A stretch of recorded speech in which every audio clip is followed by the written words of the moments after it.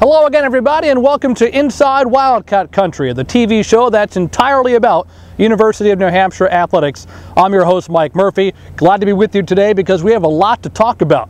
October, a very busy month on campus. We'll have all the highlights of all of our various sports teams, including the Colonial Clash football game from Gillette Stadium. We'll have a unique perspective of that. Talk about unique. Here at UNH in the fall, two nationally ranked teams, a father-daughter combination that happened to be involved with both. So that's something you don't want to miss. We're going to start off with the track and field team here at UNH, more specifically the head coach of the men's team, Jim Boulanger. We're standing right here at the Reggie Atkins track facility, a facility very familiar to the man known as Coach B around this campus. He's been here for more than 3 decades. And as you'll learn from people who know him most, not only is he a great coach and motivator, he's probably the most popular guy in the field house. Let's learn more about Jim Boulanger, Coach B.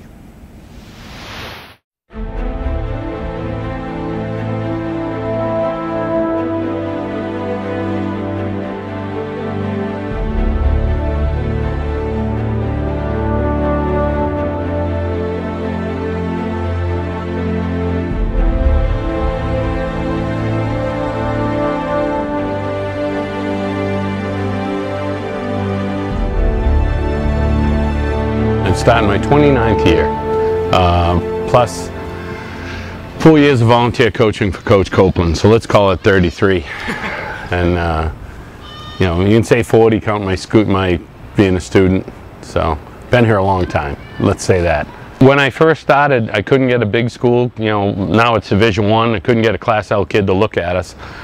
But everybody knew me in the small school divisions and stuff like that. So our first championship were really won with, our captains were from Guilford and Winnisquam, and they were both triple jumpers. He's tuned into the New Hampshire scene as far as track and field and as far as all sports. And for, like you said, for a state university that at its core is supposed to be serving the people of New Hampshire, he's certainly done that over his career. He has done an amazing job with those in-state kids, and that's who he is. He's a New Hampshire guy. He's a New Hampshire graduate. He's a high school. He went to high school at Dover High, and he sees these kids in the same light as who he is. And he's able to really been able to build a great program. And the backbone of the program has been the New Hampshire student athlete. Sometimes people have said to me I should have more of an elite attitude towards coaching and go with the really good kids, but that doesn't make me a great coach or a great teacher. You can just walk around this campus and look at a student and know this student could be a shot putter, that student could be a high jumper, this kid could be a sprinter, you know. And so one of my favorite stories about Jim Boulanger is one of my best friends, Mark Grenier. It didn't really, you know, compete in any track events in high school as a hockey player and a soccer player, but he's about 6'2", he's a good-sized guy. And he walked into Coach B's office and said, you know, I'm here.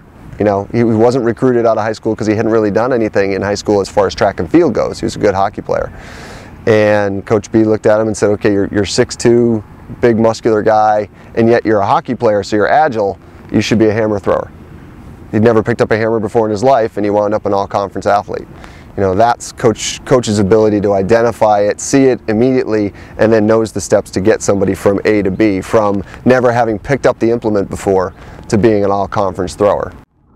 I would say his coaching style is best put old school. He has a lot of technique and a lot of drill that is in his brain that he's learned over the years, and he has a lot of unorthodox ways of getting it out of you. You know, a lot of times with the hammer turns, they'll have people do turns with like trash cans, holding them in their hands and stuff. He's incredibly knowledgeable, but he doesn't bog you down by getting overly technical. When it's time, when he's got you in a place where he can really get into the technique of what you're doing, then he'll sit there and do that with you. But the thing that he does best of all is just develop that relationship with you, so that to the point that you don't even realize you're being coached.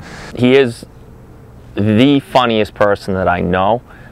He uses humor to diffuse very stressful situations. There can be times when we're just really stressed out at a meet, or it's a close, challenging meet, and he just will crack a joke, and everybody will relax, and then it just seems easy.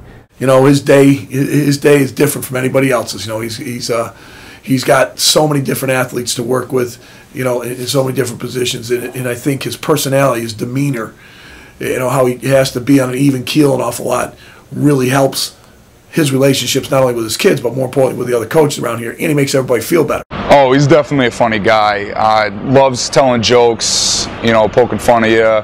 Probably one of the moments that stands out most is we went out to dinner before Penn Relays, which is, you know, one of the largest track meets in the world. It's titled the U.S. versus the world. And, you know, the night before, when we should have all our nerves and stuff like that, we're out getting food, and he's talking about how good the food is, and, you know, just talking about how he went to this restaurant 20 years ago, and, you know, still talking to all the waitresses like he was a regular there. So that was a lot of fun. That was probably something that I'm always going to carry with me. Randy Hall, the best distance runner for myself to have worked with. Randy said I never took anything seriously. I do. In the spur of the moment, in the middle of the fight, I expect you to give it all you got. The thing I've found about winning and losing is the adrenaline's the same. If you win, you get a very nice high, and if you lose, the adrenaline's high. So you've got to make a decision that if you can come in second, the sun's going to shine the next day, because there are a lot more things important in life than just winning or losing a race. And so I tend to make light of it. Not all of it, because I'll go back and think about many things of what could have gone right, or maybe I missed something when they were training. But it's a situation where you take each day as it comes, and then you go with it. Coach B is an amazing coach across the board, but really he's an incredible throws coach.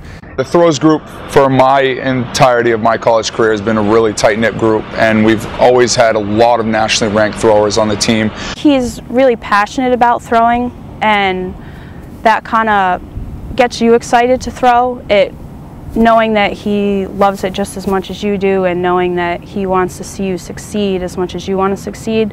That's an event area that there aren't a lot of throws coaches. So if a male or a female athlete can see themselves improving, then they get excited. So now they'll go to the weight room. They'll spend a lot of time in the weight room, which is going to help them. His office is a focal point, I think, of the building. Everybody knows he's there, and everybody knows he's ready to talk and joke around with you. And it's like I said, he puts his athletes at ease, but he just puts everybody at ease. You just walk in the building, you feel good knowing that Jim Boulanger's in the office.